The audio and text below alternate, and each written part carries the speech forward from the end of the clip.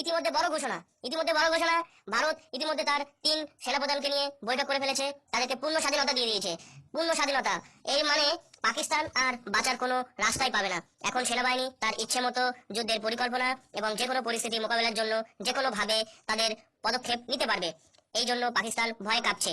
পাকিস্তানের যত সেনাবাহিনী তারা যুদ্ধ করতে নারাজ এবং ভারতের কাছে অন্যান্য দিক থেকে সাহায্য তো পাবেই না, উল্টে তাদের মরণের দিন চলে এসেছে।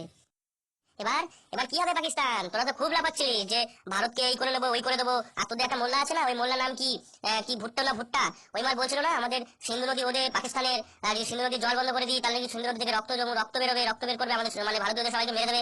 এবার দেখবো তারা যুদ্ধের সময় কোথায় যায়। এখন তো খবর পেয়ে গেছি আমরা যে নাকি ওরা ওদের যত রকম মানে জিনিসপত্র সমেত ওদের স্বামী বাচ্চা কাচ্চা আত্মীয় স্বজনকে সব অন্য দেশে পাঠিয়ে দিয়েছে। আর যেসব পাকিস্তানি লোকগুলো বা মোল্লাগুলো লঙ্গি বাহিনী এরকম বক্তৃতা দিচ্ছে, তাদেরকে যুদ্ধের সামনে মানে যুদ্ধর কি বলবো যুদ্ধতেই খুঁজে পাওয়া যাবে না। তারা প্রথমেই তারা বাংকারে কোনো একটা বাংকার ফুকো ফাঁকায় ঢুকে যাবে। এখন কত বক্তৃতা কত ভাষণ সব বেরিয়ে যাবে। দাঁড়াও, ভারতকে আর কম দেবো না। ভারত এখন বিশ্বের 4র্থ বৃহত্তম সেনাবাহিনীর দল। এখন ভারত যদি এখন ঠোমায় না প্যান্টে মুতে দেবে তোরা, প্যান্টে।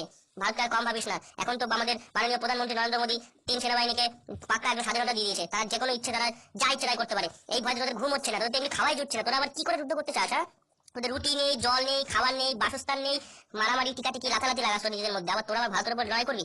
একটু ঠিকঠাক থাক, নাহলে কোনোদিন ওই পাকিস্তানের কুকুরের মতো মানচিত্র থেকে তোরা মুছে যাবি। পাকিস্তান বলে কিছুই থাকবে না। আর একটু ঋণ কম নেই, পরবর্তীতে ঋণ তো আমাদেরই শোধ করতে হবে। তোদের ওই আরেকটা আছে না তোদের জাত ভাই মাহমুদুল খাবাদুল, ওই পাকিস্তানের সঙ্গে বাংলাদেশের যে সম্পর্কটা, বাংলাদেশ তোদের আরেকটা ভাতু আলাদা ভাবাজান, ওকে একটু সাবধান করে দিস। ছোট মানুষ কম বোঝে, একটু মাথায় হাত বুলিয়ে বুঝিয়ে দিস যারা আজ আমাদের সঙ্গে না লাগে। একটুখানি তো দেশ ওই কোনার দিকে থাক, একটুখানি ওই চাষবাস করে ভারতের ডালে পরে বেঁচে আছে, তারপর যদি ভালোর সঙ্গে লাগে পুরো ওকে পানের সঙ্গে খেয়ে নেওয়া হবে।